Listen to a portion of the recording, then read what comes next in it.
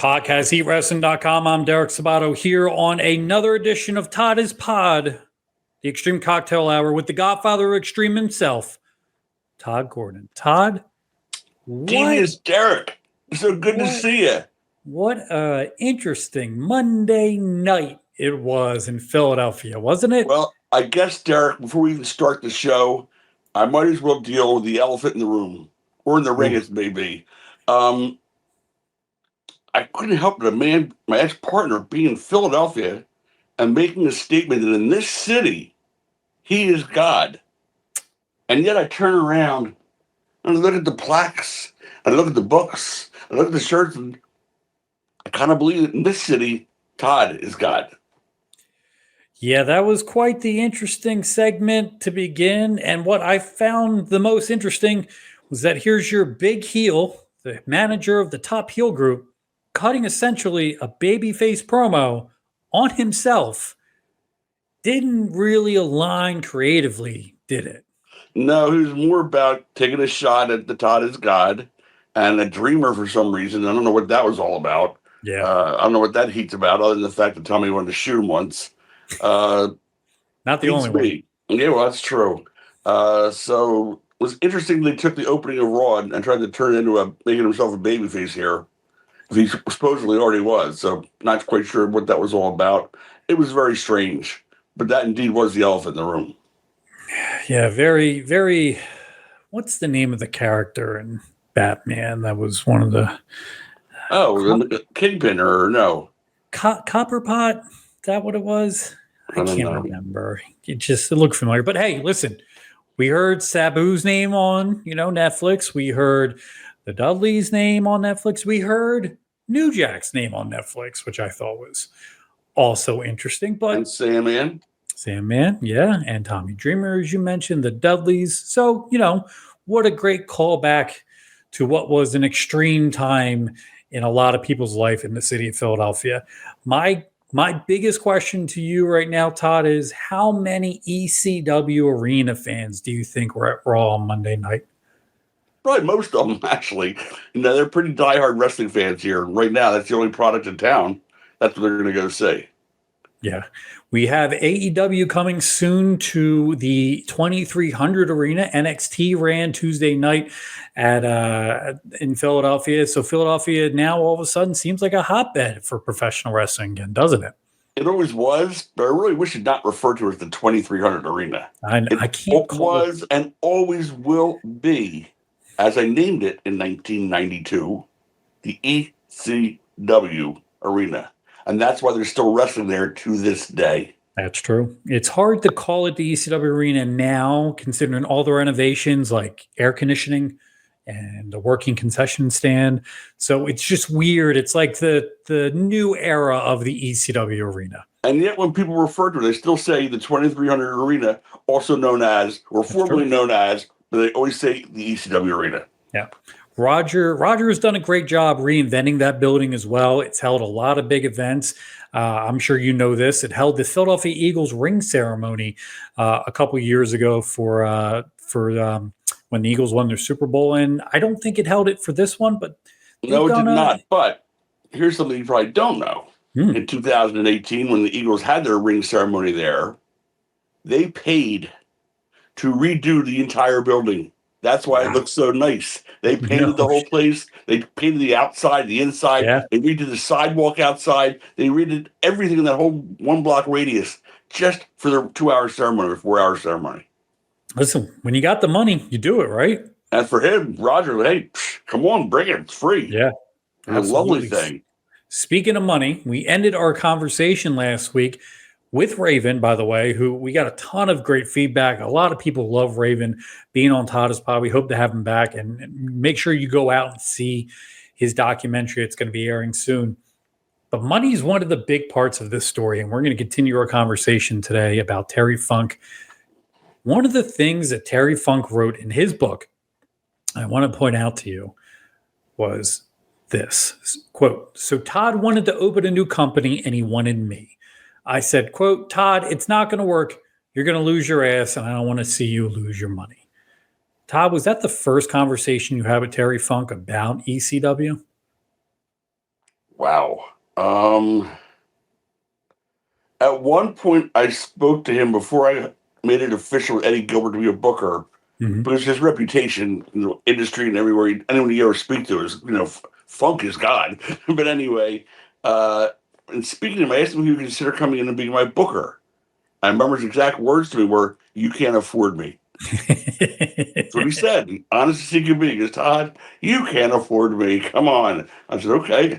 Any other suggestions? And then he brought up Eddie and some other names. So I kind of always looked to him like as someone who I could turn to. He's my contemporary age wise, and I could turn to him and talk to him like, grown up to grown up, so to speak. He wasn't looking for anything like a push. He didn't need Yeah. one, so it was always a more adult conversation as opposed to, "Hey, how can I get myself over?" Which is what a lot of the boys would normally talk about. It's interesting to me to see the beginning of ECW really formulate around Terry Funk. Eddie Gilbert ran your beginning shows, and Terry wrote this in his book. Quote, Eddie ran our Eddie, first Eddie, show. Eddie Gilbert ran from TV taping on. We Yes, had shows for like a year and a half before that. right. But Terry wrote in his book the first show, one of the first shows that Eddie was involved in. Quote, the show was held in the gymnasium. That show was the biggest fiasco I have ever witnessed in my life. The dressing rooms are full of wrestlers, non-wrestlers, hunchbacks, fat girls, skinny girls, a very few pretty girls, just the damnedest menagerie of humanity you could imagine. One guy I remember was the Sandman. He was there, and he was god awful. He was one of many who became good workers, but who was just the shits that night. That's great. I love How it. how great is it to hear Terry Funk call a very, very, very young and green Sandman the shits? Tremendous. I'm sure Hack would wear that like a badge of honor. Are you kidding me? He would love that. He would love to hear Terry Funk calling the shits. And he would also tell you Sandman Surfer guy was the shits. Yeah. Wasn't until we turned him loose and let him be himself that he actually took over and dominated the entire federation in terms of popularity, in terms of promos, in terms of everything. He just, like a rocket, took off. How great is it that Terry Funk is based around the beginning of this company as it continues to grow, as it continues to evolve? You have you have a former NWA champion, you have someone who's done everything everywhere, and here he is, a central part of your locker room. How important was he to the growth of ECW? Well, number one, he was the most important person of anybody in the history of the company in terms of our growth. But I will tell you this: imagine if you're starting your own group out there, and you bring in, say, Bruno Sammartino at the time, someone who growing up you would like idolized, and he will always be associated with your group as being a mainstay, as being, part of the core of it. I mean, to always have my name linked in with Terry Funk and vice versa is like, who could dream of something like that? That was hardly something I had in my plan of attack. It just happened, and I was thrilled that it happened, and honored to have the kind of relationship I ended up having with him. Terry was so important to me, personally and professionally. I can't even begin to tell you. When Eddie Gilbert leaves, did anything change in your guys' relationship? Did you lean on him more creatively, or was he one of the people that recommended having Paul step in? No, no, no, no. That Paul and I had been kind of, building a relationship with me all the time while Eddie was there, and we had our own specific relationship. And when I started up with Paul, it had nothing to do with Terry, Okay. but I would not have, if he'd said to me, "I don't want Terry to come in anymore," I'd say, "Well, yeah, he's coming in." I mean, that never happened, but I'm Right. just saying, were that to be the case, Terry was more important to me at that time than anybody else in that locker room, including any booker I would hire. Terry is monumental, not only in the growth of ECW, but the growth of two of the major stars, Sabu and Shane Douglas. Between And the working with public them enemy. and the Public Enemy, we're going to get there. But Sabu and Shane, that match, the three-way dance, the night the line was crossed, that put a very, very young independent company on the map. How amazing is it what Terry did with Sabu and Shane that night? And that's why that show is entitled The Night the Line Was Crossed. Because we knew that night, after that show was over, that we had crossed the line into another stratosphere almost, another level of growth. From that night when we left the arena and came back to the hotel bar, as I've told the story, there were hundreds of fans at a hotel bar, like 5 minutes away, and in the parking lot cheering for us as we got out of our car to walk into the hotel. It was unheard of. And I looked at Paul, and he looked at me, and we went, "Holy shit, we've got something here that's like, not normal." This doesn't normally happen where they follow these people, like hundreds of them, like I said, all the way through the hotel and to the bar and the parking lot. And it was insanity.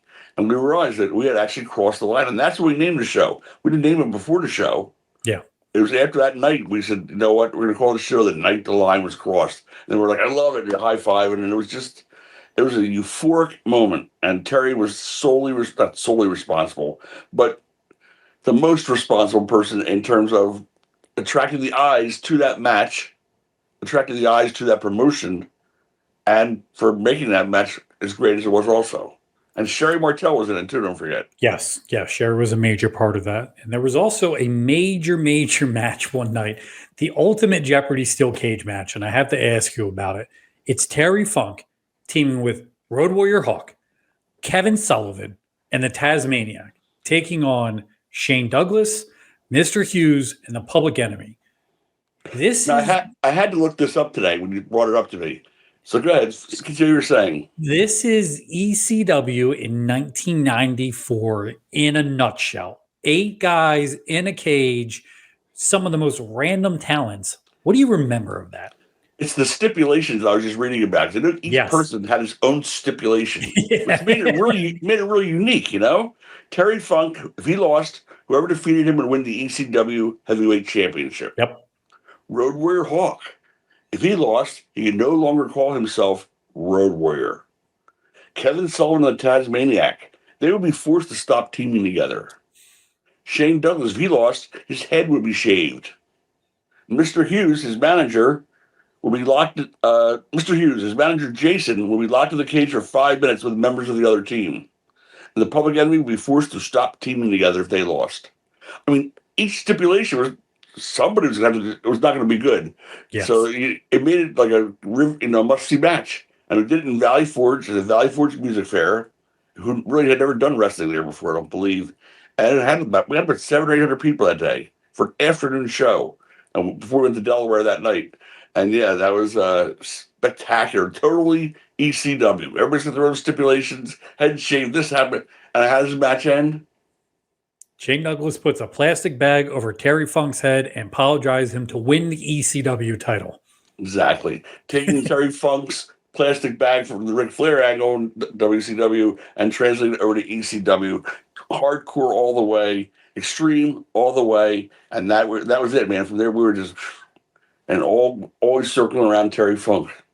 Terry was a major part of a talent exchange. We kind of touched on in one of our previous episodes in early 1994 with WCW. He would go to Slamboree and wrestle Tully Blanchard on pay-per-view. And in return, Arn Anderson would come to ECW. He would team with Terry Funk to take on, and still one of the weirdest tag team combinations ever, Sabu and Bobby Eaton. You told us the story that Arn Anderson said, you got something here. But just seeing that connection between WCW and ECW, it's surreal to even think about it now, isn't it? Oh, God, yeah. And the thing is, now, knowing what I know now, having so many more years experience, I was like basically all but a rookie then, 94. I started this thing in 92. So I'm still learning on the fly. Had I known what I know now, I think we could have worked a lot better with WCW. I think we could have done much more to... talent trading, we could have done a lot more stuff together if I'd have sat down with Eric back then. But back then, I was still green as hell and just happy to get what I could get. I think it would have been interesting if you would agree to Eric's, offer to you that if you wanted to run across the street from Jim Cornette, he would have handed you the roster. That would have been fun. Yeah, that's probably one of the reasons I did not get together with Eric after that. I found that a little strange. Now, you brought up the Public Enemy, and one of the big matches in 1994 was Terry's brother, Dory, coming in, teaming with Terry to take on the Public Enemy. Terry and Dory Funk in the ECW arena. You grew up a wrestling fan. What did it mean to have the Funks in your promotion, in your house, in the main event? Not only did I grow up a wrestling fan, mostly of the Northeast, but we had UHF back, what it was called back then. And I used to watch Florida Championship Wrestling come on like 1 o'clock at night. A little black and white TV. I'd sit in my bedroom, supposed to be going to sleep because at school the next day. I had to watch that. I got to see the Funks, and I got to see the Briscoes, and I got to see all those guys you read about or see now as agents and things. But back then, they were real workers, and they were great workers. And seeing the Funks back then, wow. I mean, it was like Dory was like a 60-minute man every night. Another 60, not on TV, but they showed the clip from like his match at the Sportatorium, and it was like 60 minutes long, Broadway against Flair, or whoever, mesmerized with these guys. So to have them there, it was almost surreal. And I'll tell you something else. One of the things Dory was reacting to is like, where am I? Joe Malenko was the same way. When Joe came in and teamed his brother Dean, he came back through that curtain. He said, "What just happened out there?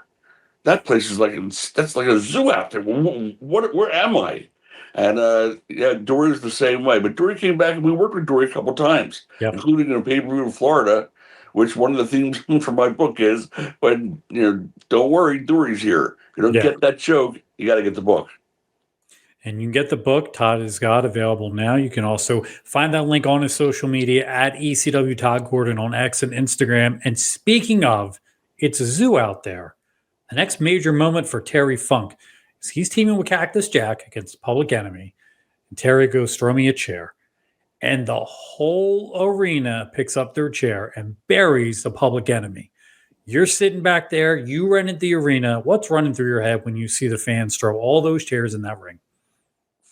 Well, it did make great television. It did. That night, I'm on the top stage, and all I can see is losing my house, losing my business. I'm not kidding. I know. Those are the thoughts that were going through my head as I'm watching this. I mean, someone's throwing a chair from 8 rows back. If it doesn't make the ring, where's it going to hit? Somebody in the front row, probably. Yep. I mean, that's a bad lawsuit to get. And even though I didn't encourage that or want it to happen, I couldn't stop it from happening. I mean, Bob Ortiz is on the microphone like, "Stop throwing chairs." We're all going, "Yeah, fuck you." They just throw, and like I said, the visual, we ended up using it on TV every week in the opening of the show because it looked so good. But boy, that night, to get my heart beating again, it was tough. Yeah, that was. What does Terry and Cactus say when they walk in the back? That was crazy. I'm like, what? It was crazy. Teddy and Johnny are still out there underneath about 60 chairs. That's them. They're hardcore wrestlers, right? Yes, they are. They really are. The two of them together, insane. The things they did in Japan, the things they did here, the things they did everywhere. They were just a combination of when those two got together was, how can we top this? And God only knows how they did it, but they did it. We're going to get to one of the crazier moments shortly. But first, Terry would find himself in and out of the company often. Was that just Terry being Terry and being an independent wrestler and leaving sometimes, knowing when to get out of the territory and coming back? It wasn't that he was in and out so much. I mean, there would be times when storyline would run its course. And Terry was the highest paid person in the locker room. Sure. So there will be times when, like, now he just finished a feud with Shane or Sabu or whatever. So they're bringing him back to the highest paid salary for the next month to give him a squash match or, put him up against Hack Myers or something. It made no sense. So we tried to, and he understood that. If anybody understood business, Terry Funk understood business. And he understood the business. And he said, "Okay, come up with something, call me, and we'll put it together. In the meantime, have fun next month," that kind of thing. So it was never anything personal like that. It was never any, animosity or heat. Oh, God, no. Never. Well, there was heat the night he came out of a box, dressed as a Sandman, as a special appearance. The return of the Funker. He attacks Cactus Jack, and it is Terry and Sandman wasting Cactus Jack with cane shots and chair shots.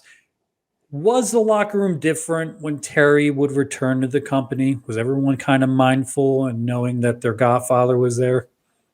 No, I don't think anybody was different when he was gone. I mean, no one's like saying, "Oh, good, Terry's not here. Let's misbehave." I mean, these guys are all grown men. And, I was going to put up with that kind of crap anyway.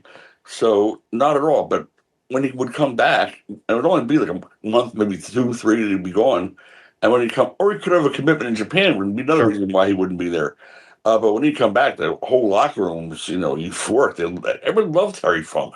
There was not one person I could come up with in that locker room who did not get along with Terry Funk. He was just that kind of guy. He's popular, very quiet and very soft-spoken. And he'd go out from the curtain with a branding iron, screaming and yelling, "You egg-sucking dog!" And he'd come back behind the curtain. He goes, "How's that?" I said, "What?" You couldn't even hear him. He was so quiet and reserved. He never, ever raised his voice in the locker room. You really never even knew he was there. Is Funk coming out of the box dressed the same and one of your favorite angles in ECW? 1,000%. That and the Sandman blinding angle were my two favorite angles we did. That Funk in a box was just perfect. From the swerve where we brought out Donnie Allen, I mean, not Donnie Allen, DC Drake Yep. to be the mystery partner, or taking Sandman's place because he had a concussion and couldn't work. Just him throwing her in the box, Sandman, giving Funk the same pair of Zubaz with an American flag on them. Every little detail that was so well crafted. There wasn't one soul in that building who knew that was Funk until he was already in the ring and they pulled the blanket off of him. Look at the reaction of the people in the front and second row. It's like, what? It's like, is that Penn and Teller? What the hell just happened here? Like, that was amazing. It was absolutely incredible. And my God, it worked perfectly. And that's when you're happiest, when an angle like that comes together. Well, not everything always worked out perfectly when Terry Funk was in the ring. And a couple months later, it's him and Cactus in a flaming towel. Todd, we've talked about it and teased it relentlessly. What do you remember of the night where Cactus Jack lit Terry Funk and the crowd on fire? I thought that was when the end of ECW, to be honest with you.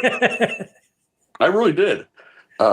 Because, first of all, he didn't light the crowd on fire, okay? He had the towel was on fire, the towel was on the end of the branding iron, I believe, and it fell off right on the floor in front of the front row. Didn't get into the crowd. However, one guy in the front row, in his enthusiasm to help, tried to put the fire out by using his hands. I mean, he was trying to do the right thing, even though it wasn't very smart to put it out with his hands.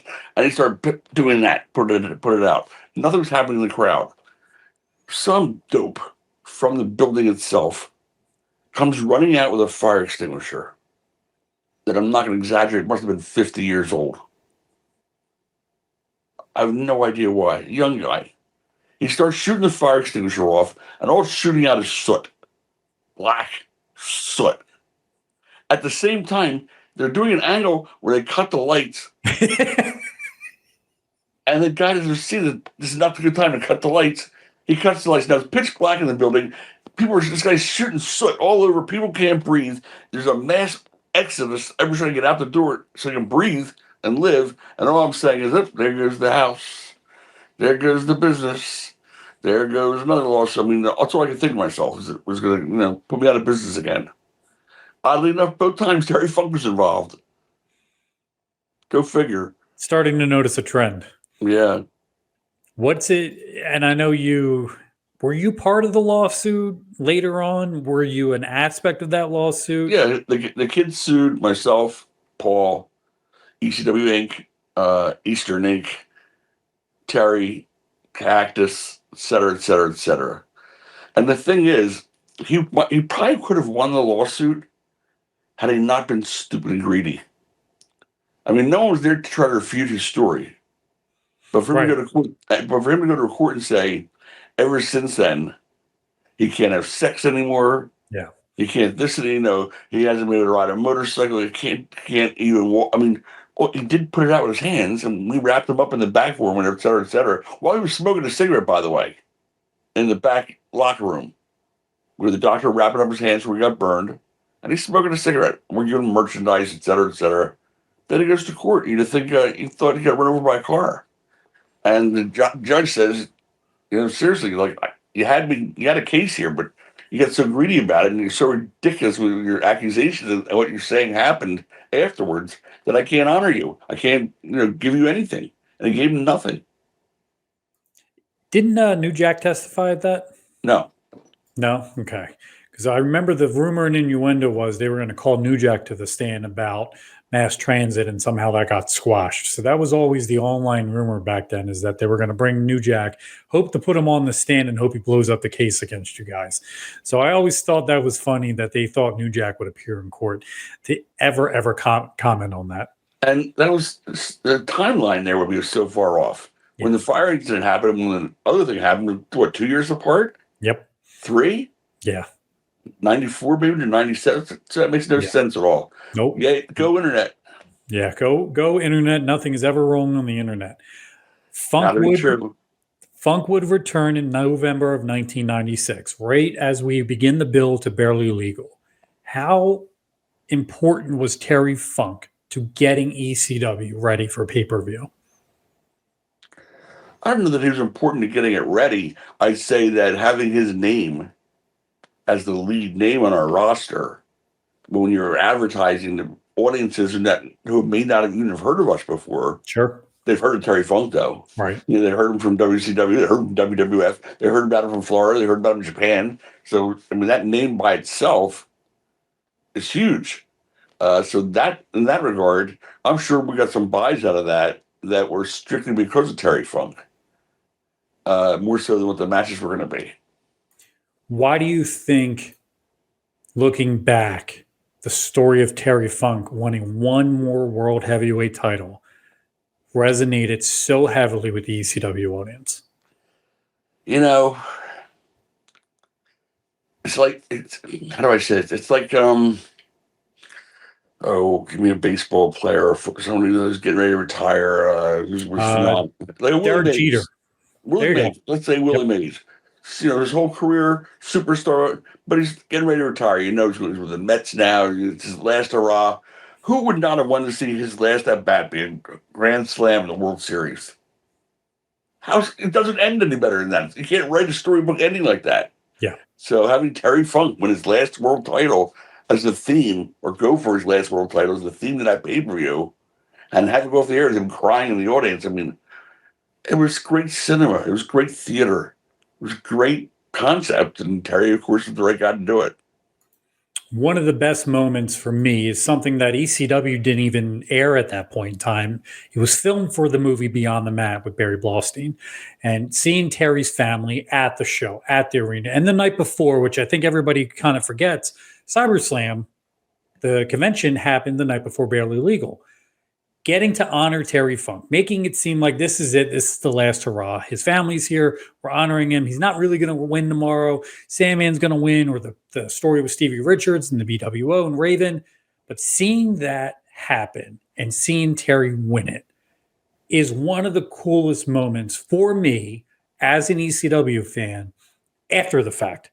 Because the movie didn't come out for another year and a half. But getting to see that, and of course, the infamous speech with Paul and you up on the stairs. Do you think without Terry Funk, you would have seen as much as you did with ECW and Beyond the Mat?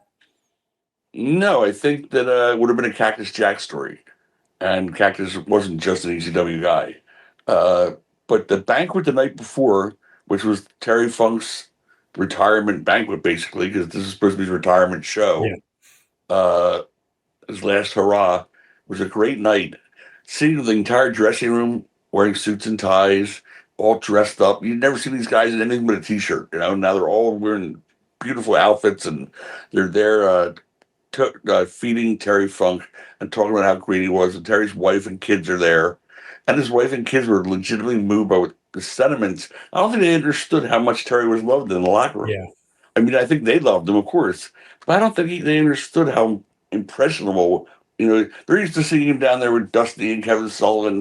But up here is a different kind of groupie, different kind of locker room, younger, respectful, and I don't think they understood how much everybody loved Terry. Yeah. And so I think it moved them greatly. And then him winning the whole rush and experience of it, even if they knew he was going to win, it didn't matter. That's why he was crying in the audience, and she was was shooting. She was genuinely moved by the whole thing. And I'm sure she had seen him wrestle 1,000 times before. But this particular night, that emotion that we all came out of that and the way we brought it all out, it was a beautiful thing. It was just a great, great concept. It was a great sentiment. Paul booked it beautifully. It just everything just came together. We touched on it last week with Raven, but the ending to Barely Legal, Terry Funk wins the three-way dance between him, Sandman, and Stevie Richards to advance to immediately after a world heavyweight title match between him and Raven. And we're running long. We are running really, really long. Walk me through what goes on backstage as you are counting the minutes down with Terry and Raven in the ring. It's our first ever live event. I mean, live to TV, live to pay-per-view. So in the past, anything we ever did, we edit. It'll fit TV time. Except it doesn't work that way when you're live on pay-per-view. That time comes, they cut it. And if that match wasn't over, that match isn't going to be seen. So Terry, the three-way with Stevie and Sandman, it's going long. And we're saying, this is going too long. We're not going to have time for the damn title match. And I'm out there trying to get these guys to go during that match. We'll go home, go home, go home. Yelling at the referee. Guys, we're getting freaked out. So now the main event comes, and within the first 60 seconds in, I'm already back at ringside going, bring it home, bring it home. We're going off the air like 2 minutes and 38 seconds, 2 minutes and 20 seconds. Guys, bring it. I mean, and it's so loud in there. I didn't think anybody could hear me except maybe the referee, hopefully. And I don't know how they did it. I don't know how they brought it home in that time frame. But bam, no sooner you win it, go bam, the audience, and we're off the air. Not to mention the fact that the power went out in the building right after that. But still, we just barely got in there. Pure luck. And, God looking out for us, because that could have been a disaster to the company if we didn't get the ending on. It's funny when you look back, and I have it pulled up on my screen, the match times for Barely Legal. The only match that went above 20 minutes, and I know you're going to be surprised when I tell you this, is Shane Douglas and Pitbull number 2. But coming very close to 20 minutes was Terry Funk, Sandman, and Stevie Richards. That went 19 minutes and 10 seconds. I know for a fact, without having to be there, there's no way that match was allotted for 20 minutes, plus entrances, plus the BWO shenanigans, all that shit, just to leave Terry and Raven 7 minutes for the main event. But I know Raven, and I know he's just sitting back there going, it'll be fine, it'll be fine, it'll be fine. He's the calm one. When the power goes out, is it relief? Is it just like, thank God, we did it, we're finished, we're done, we've accomplished it? It went off the air. We go 10:90, we're off. And then within like 10 seconds, it went black. We went, what the hell just happened? No one even knew what was going on. The whole thing blew up. I mean, the giant explosion of the transistor, or whatever it was called, the outside where the satellite was set up to. Yep. Boom, big like explosion. We didn't even know what was going on. But nobody left. Everybody's lighting candles. I don't know if they got candles from and lighters, and I was gonna say the idea that the lights went out when the fire happened with the towel going into the front row, and here the power goes out and everyone's like, oh, this is the greatest moment ever. There's no stampede, there's no rush out. It's just like we just saw the greatest show ever. Yeah, Taz and Sabu, and maybe not Shane and Pitbull, but you had the great Suzuki, you had the 6-man tag match, you had the Eliminators and the Dudleys, Taz, Terry Funk. That moment. Is that your last favorite memory in ECW? And it's a Sunday night. And it's a Sunday. People got to go to work the next day and go to school the next day. I mean, and nobody wanted to leave. Not the wrestlers, not the fans. It was them telling us they loved us. And I was saying to them, we love you, man. Like, shit, without the fans, we're nothing. If Terry, not Terry, without the fans, there's no ECW, right? They're the ones who drove us to keep doing and keep going and keep pushing the envelope, and it was always for them. And I'm still humbled by that. I'm still grateful to every person who was in that arena that night. I'd love to shake each one of their hands and just say thank you. That's how important it was. Is that the last favorite memory of your time in ECW? I mean, certainly it's going to be one of the highlights. Right. I to sit down now without thinking about it and saying my favorite or third favorite, but obviously it's going to be my top. I mean, to have done a pay-per-view, which we thought was like a dream to come true. Never expected to actually do one. But that at the time was the ultimate goal of any company becoming a major company. Yeah. Once you've done that, you're like on another stratosphere now. You're no indie group anymore. You're one of the big three. And that was a huge moment for us. When your time in ECW was coming to an end, did you talk much with Terry? I don't think so. Not about that. Right. Terry knew, listen, there were issues that I had with people there. Not people, but someone there. Terry knew that. I mean, Terry had his own issues, Sure. over the years there. The same kind of milieu, let's just say, same kind of issue that I had with him. And that's why I said I found the Monday night promo kind of funny. But yeah, so no, Terry understood, and we're certainly never a heat between us, obviously, or he would have written the forward to my book. I mean, Terry Right. will always be my friend. God bless his memory. God bless his family, And I'm grateful to him for so many things, not the least of which is that he took the time to write a forward for me. And he was not, he was starting to falter that. It Yeah. still was important to him to do that for me. How do you thank somebody like that? Superstar didn't even need to say anything to me, let alone write a forward for me. Yeah. When you think about his time after ECW and your time after ECW, you would bring him back to pretty much any promotion you were involved in. Of course, I love the guy. 3PW, PWU. Did Terry change after ECW or after that last quote unquote big run on top again? Or was he always the same funker? Always the same guy. Always the same guy. I call him up and go, "Oh, geez, now what is it? Where do you want me this time, Toddy?" I say, "You think, Toddy? Where do you want me this time, Toddy?" I said, "Philadelphia. What do you think?" "All right, what are we doing?" I said, "Well, you to work Dusty or you to work Gary the Pitbull or whatever the case may be for those groups." All right, and he come in, he did the show for us, and he was just and him and Lawler once for 3PW. 3PW, yeah. You Yeah, had Terry versus Lawler. You did Terry. This is a match. Terry, Abdul the Butcher, Dusty Rhodes. yeah. That was a match. I always did like putting on matches that I like to see. That's just the way it is. Honest to God, that was even better because those times I wasn't paying for it. I could just book it, and enjoy it. Uh, but yeah, I did bring Terry everywhere I went because he was just that kind of guy. I just loved being around him. What is, in your mind, Terry's legacy in this business? Is he the greatest wrestler you've ever seen? It's hard to define the word great, though. I mean, is it the greatest wrestler, the greatest technician? Is the greatest wrestler the guy who drew the biggest houses? Is Yeah. the greatest wrestler the guy who gave back the most to the business? I mean, I'd say yes to all these kinds of things. So I can't quantify him as being the greatest anything, but I can tell you, in my opinion, he's certainly one of the greatest performers and athletes and people in the history of professional wrestling, period. And I'm just feel like I said honored to have worked with him for so long and so closely.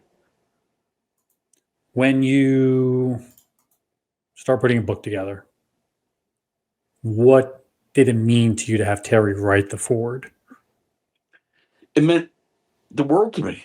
I mean, as I said, I had never seen him do anybody else's forward before. I even felt awkward. I didn't want to ask him. In fact, our guest next week is the co-author of that book. Yes, he is, Sean Oliver. And he's the one I actually went to Terry and asked him because I didn't want to put Terry in a position where if he was going to say no, then he'd feel awkward saying to me. If he didn't want to do it, that's fine. And he can tell Sean that. And then Sean would say, no, he doesn't want to do it. And I said, that's cool. But I didn't want to put him on the spot and say, will you do it for me? Because that would be awkward, I thought, to Yeah. put him in that position. I'm not that way. So Sean can tell that story next week when he's on the air with us.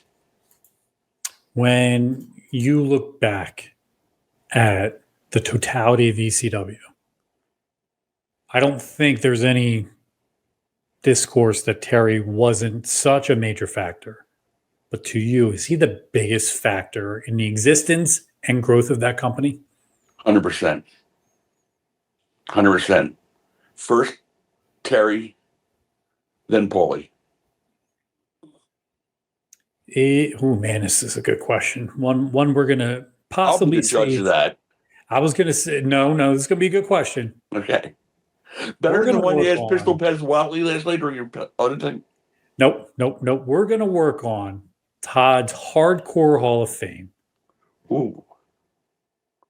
I know that ECW Arena has their Hall of Fame called the Hardcore Hall of Fame. I want to work on Todd's Hardcore Hall of Fame, and I want to know everyone else's as well. In the comments below, drop your top 5 Hardcore Hall of Famers in your mind. And for the sake of this, and we don't need anyone and everyone kissing Todd's ass, let's just assume Todd is in that list already. 5 other people outside of Todd your Hardcore Hall of Famers, and we'll work on a countdown, and we'll get Todd's top 5 Hardcore Hall of Famers.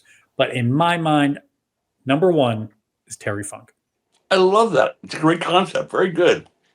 What did Pistol Pez Watley do in his telecast with you last night? Let me see. Pez Watley. He has been buried for a long time. Oh, yeah. I thought you were doing a podcast with him now. No. He's last time I checked, Pez. He's somewhere in the Mustafa Syed area of over right now. So we'll work on Mustafa, but I am very interested to know everyone's Hardcore Hall of Fame. Drop it below in the comments. We're going to start working on that. Next week, like Todd said, we're going to be having Sean Oliver, the co-author of Todd is God, the official story of Extreme. And we're going to be talking all about that. Sean and Todd have a relationship that goes back decades. And I can't wait to shove that in Sean's face. But Sean and Todd have talked more wrestling than probably Todd has talked with anybody else at this point in time. And I'm coming up to be a close second at this point. But Sean and Todd have gone through a lot together. I'm looking forward to talking with both of them about Todd is God, the concept, the story, how it all came together. And maybe, just maybe, Sean will compare Todd to Kevin Nash in some way, shape, or form. So I can't wait to have that conversation. Ooh, here's a good one. Who smokes the most weed, Kevin Nash or Tod Gordon? I'll ask Sean that question next week. Absolutely. Here on Todd is Pod. Thank you all so much for joining us. Wait, no. There we go. We're going to start it off early right here on podcasteatwrestling.com. The Extreme Cocktail Hour has a new element to it. We are no longer California sober. But we are going to see you all next week here on Todd is Pod. Make sure you follow Todd at ECW Tod Gordon. Buy a shirt, prowrestlingtees.com/Tod Gordon. And Captain's Corner this weekend with Francine. Check out Todd's social media at ECW Tod Gordon. 6 o'clock on Saturday. I don't know what date that is, but it's on Saturday. It's 23rd. On Todd's 23rd. It's on Todd's social media. It is tomorrow. Captain's Corner. Make sure you tune in. Virtual signing between Todd and the much better looking Francine. We will be back right here next week on Todd is Pod with Sean Oliver. Todd, thank you so much for this. Thank you, Devious One. Appreciate it. Appreciate it. We'll see you all next week. Make sure you hit like, subscribe, turn on notifications for podcasteatwrestling.com.